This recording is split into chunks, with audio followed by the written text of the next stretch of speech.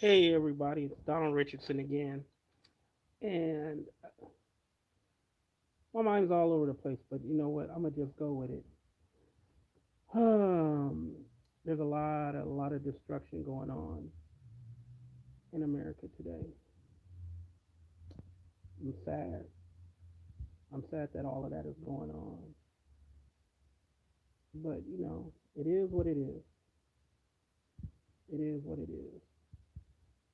I want to talk to a lot of Americans that are horrified by the looting, by the destruction, by all of that. And I want to tell you guys, you know what? I feel a certain way about it, but it's not my place to tell you how to feel or how to feel about it. You know, you feel the way you feel about it. However you feel about the destruction that's going on is how you feel about it. I'm really here to talk about something else. A lot of people are caught up in the moment. They're angry, and their impulse is to throw a brick, light a fire, to do whatever they feel necessary to get that anger out. I'm not here to justify it one way or another. My thing is, when you're doing stuff like that, you caught up in the moment. When you're physically going after somebody's property or you're going after their person, you're you're angry and you're upset. I can understand it, but that's not what I want to. That's not what I want to encourage. What I want to encourage is movement, the way you spend your money, the way you vote, who you vote for, your daily activities, how you spend time with other people, other Americans. Get your there's a lot that we don't communicate anymore. Before I moved in my neighborhood, none of my neighbors really knew each other.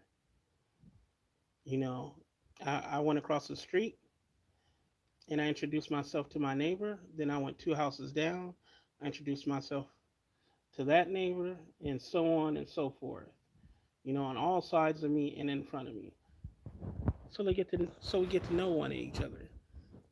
And I took each neighbor one at a time sometimes. Hey, this is so and so. This is Jose. This is Maria. You know, we all live together. We all got to look out for one another. You know, this is Jack. Jack's been in the Air Force for 20 something years. This is his family. This is his daughter. You know, look out for stuff like that. Stuff that we don't do in America that much no more. We all tend to mind our business.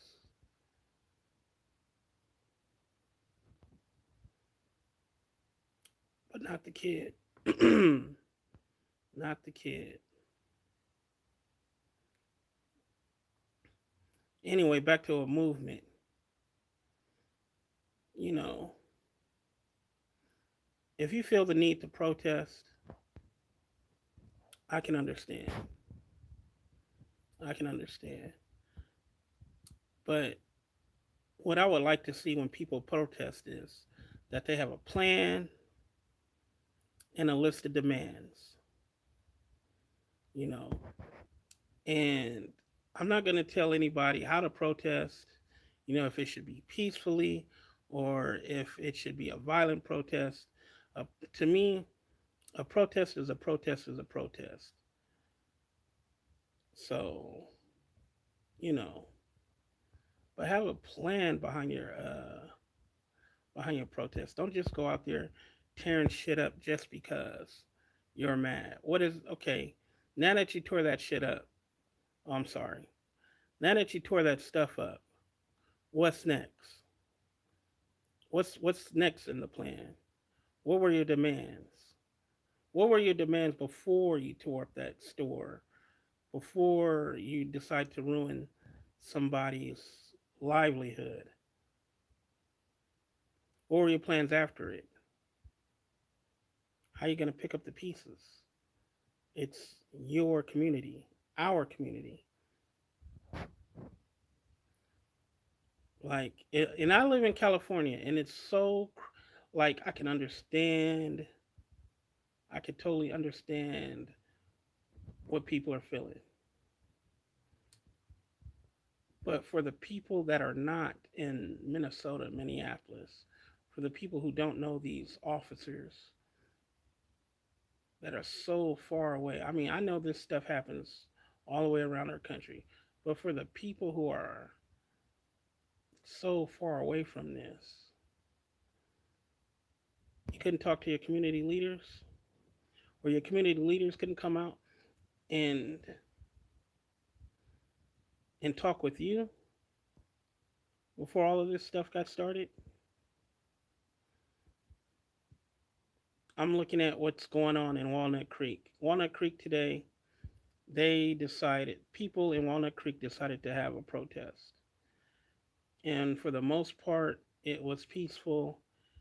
And then there are they always say they're out of towners, whatever. The out of towners come in and they just decided to start tearing up the stores. I thought that was crazy. Every time you decide to tear up local businesses and stores, boutiques, you know, I've always thought it can't be local people doing that because local people shop at those stores, need those stores to live and to survive. So it's got to be out of towners,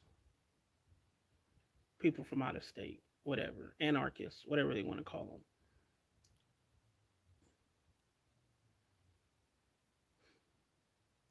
We got to do something.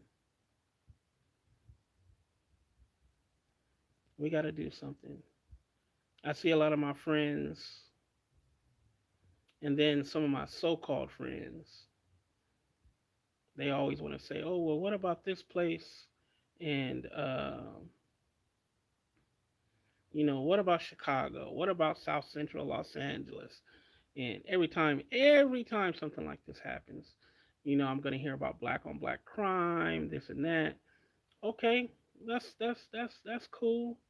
You know what I'm saying? Trust me, people like me, we out there talking about it, living it, and trying to do something about it. We don't just, but the media doesn't show up, and the vlogs don't show up. People just don't show up when these things are going on because it's not a big news story. You know, it doesn't affect politics one way or another. But when you have race involved, people want to get politicking, and people, they want to get on their soapbox. And we know who those people are, so we're just gonna leave those people nameless. And they want to say this or that. Uh, I'm always in the. I always find myself somewhat in the middle because on one hand, I love being black. On the other hand, I love being an American. I like.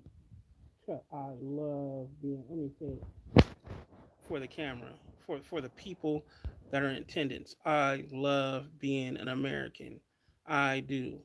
There's nothing better. There's like when I've been to other countries and I've pulled my passport out and I've seen the way people look at me like I'm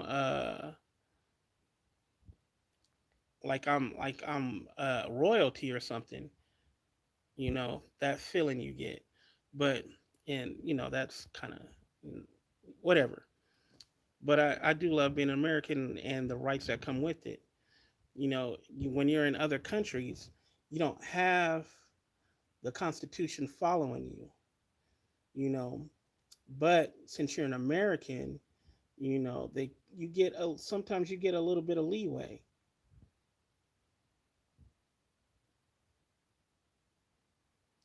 I've been places, with my wife, and she has a Filipino passport, and she gets treated way different than I get treated.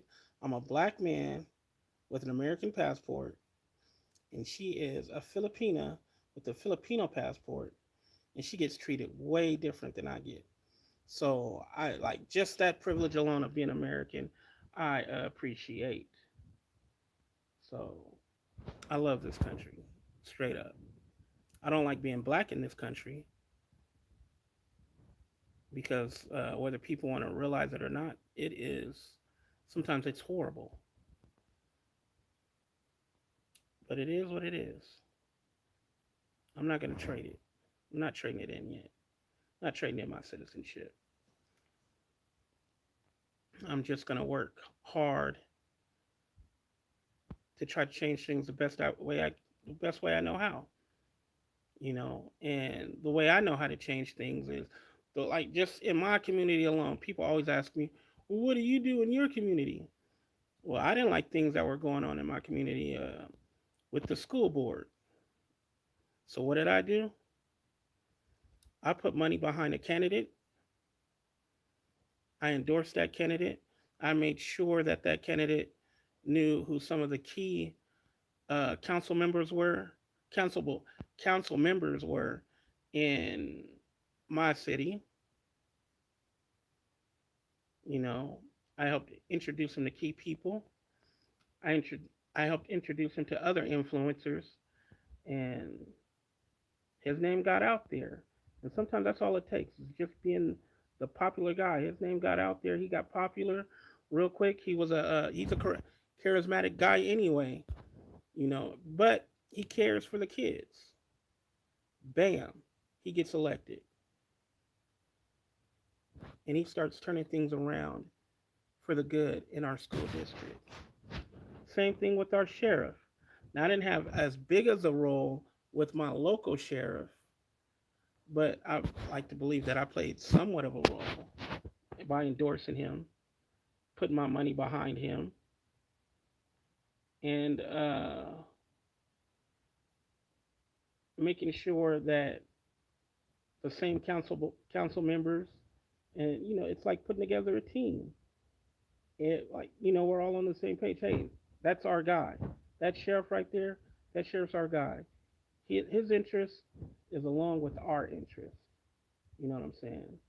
And we acquired like minds. Next thing you know, that sheriff got elected. Next thing you, next thing you know, a lot of things that we wanted, that sheriff he was on the ball with. You know how hard it is in the state of California to get a concealed carry license. Well, this sheriff, as long as you articulate why you need one, bam, you're getting one, just like that. Solano County Sheriff. I shared his message. Bam, we there. I know a lot of people don't want to hear about law enforcement right now, but in a lot of ways, I'm pro law enforcement. I'm just not pro dipshit law enforcement, you know. But for the most part, I believe in order. I believe in law and order. So that is, it is what it is. It is what it is. That's just the way it's got to be with me. I don't believe in anarchy and all of that. So, and I never ever really believed that this country owes me anything. You know, I just believe that the only thing that I believe I'm owed is the right to fight for an opportunity. That's it, however possible. I believe every American citizen is owed the right to fight for an opportunity. Now, the way things work in this country is that opportunity is not fairly allocated to everybody in this country. So be it.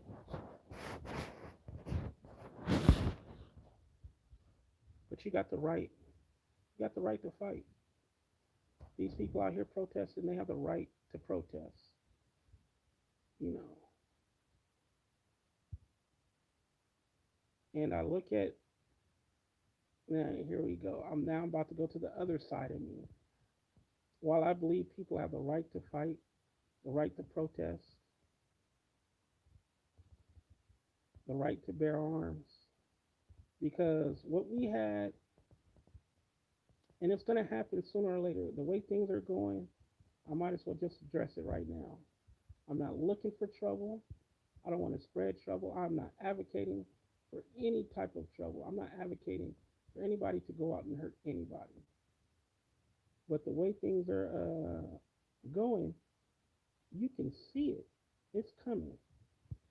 A cop, like what we had, like that cop in Minnesota, is going to push somebody to feel like they have to use their Second Amendment rights on a tyrannical government officer.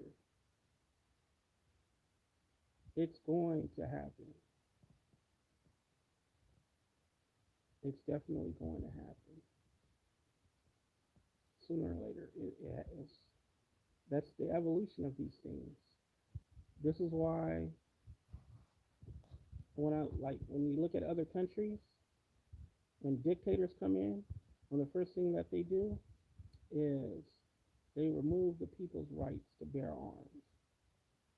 And one of the reasons why they remove people's rights to bear arms is because they don't want you to go to that next level of protest, which is taking their constables, their cops out, their police force, their military. They don't want you to do that. But here in America, we take that.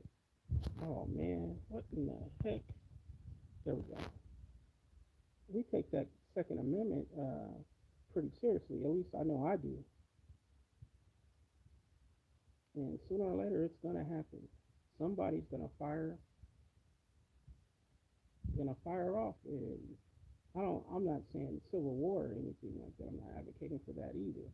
I want us to be all one nation, all 50 states, 51 states. You know what I'm saying? And like, let's get along. Hunty ho dory. You know? Yeah, I said it. Let's all just get along. But it's hard. It's hard to get along when there's such thing as envy. It's hard to get along with people when one side sees you as inferior. You know, when I was coming when I was coming up in my when I was coming up, doesn't matter how old I was. And I went to the Midwest, and this is like in the 2000s. There were white people that were surprised that I knew how to read, which is crazy to me. Like in the Midwest in the 2000s, this was like around 2007. In 2007, uh, at Ohio State, I got up in front of a classroom and I started reading aloud. And there was some giggling, the way I, I guess I didn't know at the time Californians had an accent, but there was some giggling to the way that I was reading. And when I was done with my dissertation, I walked to the guys that were laughing and everything, and they were like, "You're the first black guy that ever heard read aloud." 2007 at an American university. And I didn't look at those guys as racist or anything like that. Maybe a bit ignorant, maybe not so traveled. I don't. I try as best I can not to label one whole group this way or that way. I take you all as individuals. I try not to profile myself, though I've been profiled many a times. I try my best not to profile a group as much as possible. You know, uh, I've had many experiences. I remember what started me down my way of not profiling people is I'm in Texas. Okay, I'm at DFW and I'm in the airport line. Okay, I'm not a tall guy. I'm not that big of a guy. Um, I'm 5'7". At the time, I was 5'7", 175 pounds. And next to me in line is this white guy, bald head, 6'5", tattoos everywhere. He's got leather boots on, and like when I looked at him, I'm thinking this is like probably one badass biker dude. That's getting the hell has done whatever the hell he's done, and is and getting the hell out of town.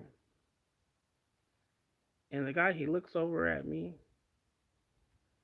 and he says in a girly voice, in a drag girly voice, he looks over at me and he says, "Oh my God, you're so cute. Can I give you a hug?" And he hugs me right without. I'm like, I'm totally like mortified here. He hugs me and like this is a big muscular white dude, right? Tattoos everywhere. I'm just knowing he was the hardest biker out there, but he wasn't. He was just doing his thing, whatever. But anyway, at that point, that's that experience right there what made me think, you know what, I gotta stop assuming or profiling that every individual that I see is like that is associated with this or associated with that. That was like the turning point in my life. You know, so yeah. And the other thing I want to speak to is forgiveness. Right now, I cannot find it in my heart to forgive what I've seen on video. But I guarantee you, there will be a day where I will have forgiveness in my heart for that officer. I will have forgiveness for the many atrocities that have happened to not just my people, but all the poor and unfortunate people in this country. One day, you know, I don't like the race bait. I don't like none of that. That's not me. You know, normally, if you're in this country, however you got here, and you want to be American, and you show the best American citizenship that you can, what it means to be an American patriot. When you're doing that, I'm pro. I'm pro you. I am all for you. I'm all for your citizenship. You know, doesn't matter what color you are. I'm for you. So the movement and not a moment. I want people to be able to say whatever they want to say. You know, however you feel, it's all right with me. You're allowed in this country, whether you hate me, you love me, or whatever. You don't even care about me. I feel like you should be able to say that. There's not going to be any backlash from me, you know. I don't care.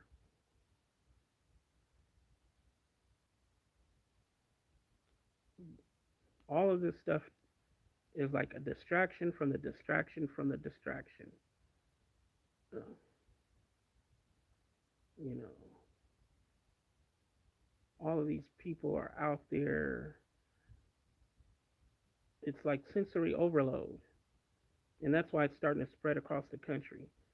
So I want you guys to go and talk to your peers about sensory overload and their mental health well being because already they've been cooped up for coronavirus. That is taking a toll on this country. And that's why I believe the government knows that it's taking a toll on our people and they're trying to open up as quick as possible. The corporations, of course, they just want the money spending. But the government knows without the people, there can't be any money. There is no money spending. Anyway, whatever. So you got the trauma of being cooped up under quarantine. Then you got the complication of, excuse me, but then you have the complication of people seeing torture. Americans are not used to seeing torture, you know, in their face. So now you got people seeing torture in their face, along with being quarantined. They're thinking, okay, once I go back outside, I'm going to be subject to this torture. But instead of being subject to torture by police brutality, you're being subject to, like this past weekend, a lot of states reopened. And when people went outside, they went outside to see a holy shit. People are like, the world is burning down around me. That's what a lot of people are seeing. And they're at a breaking point.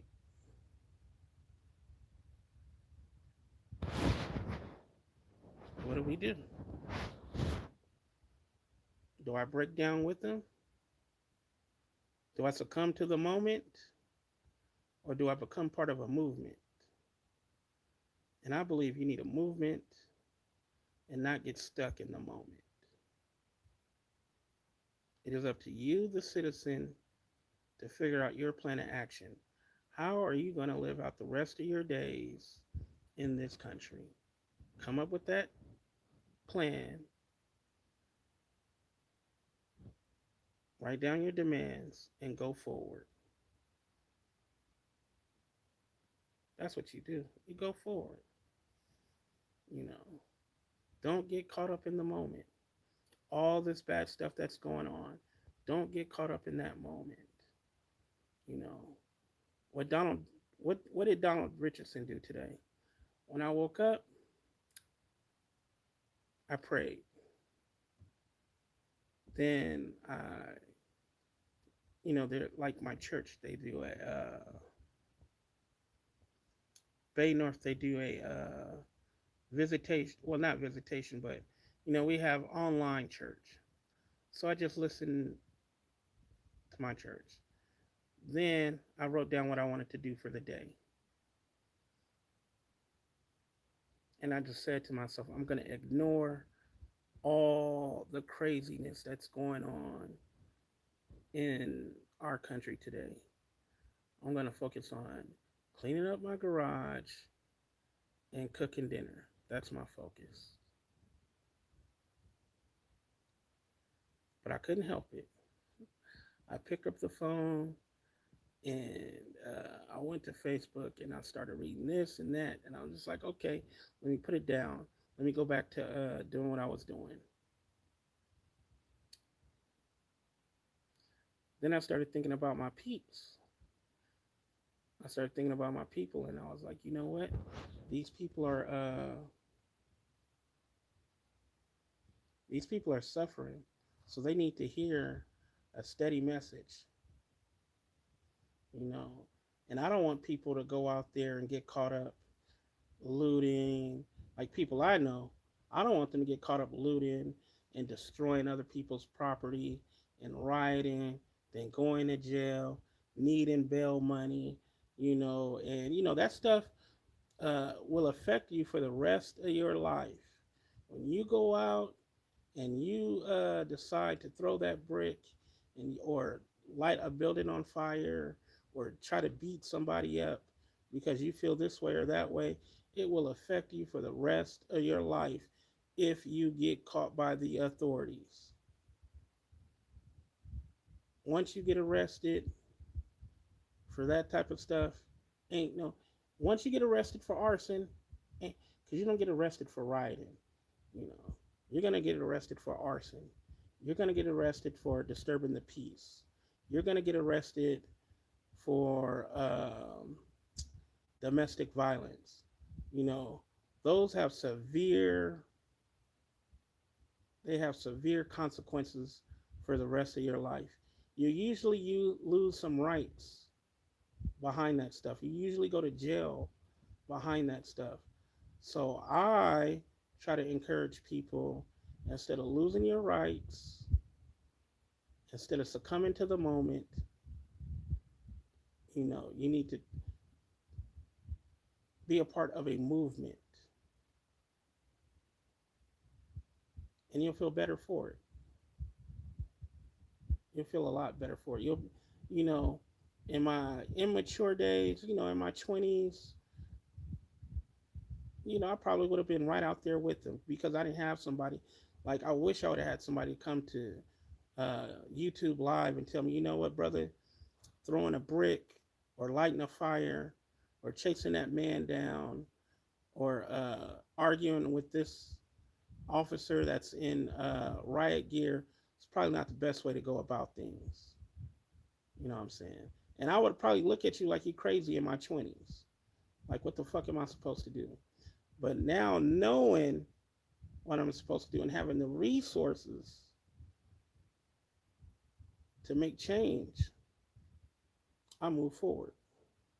I ain't got to be out there rioting. I don't have to be out there lighting somebody's store fire or looting. And back in my day, I know people that looted in different cities, and I'm like, what did you get? Oh, I got a bunch of T-shirts. Where are they now? What good do they do you now? How did you feel when the sheriffs came to your door for that merchandise and to take you to jail or to cite you? How did that affect you? You see, that's why you don't succumb to the moment. You be a part of a movement. You vote. You cast your dollars a certain way. You decide not to spend your money a certain way.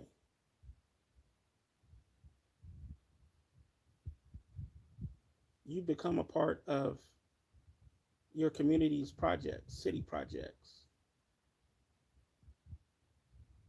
You might even start some yourself. That's the movement.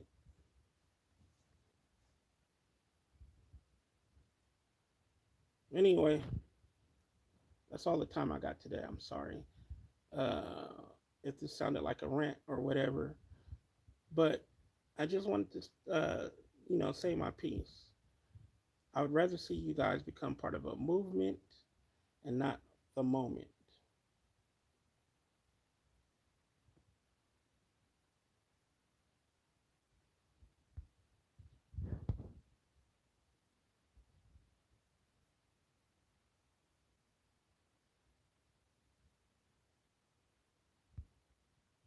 No problemo. I'm always going to share where I can. I thank you guys for staying with me and listening.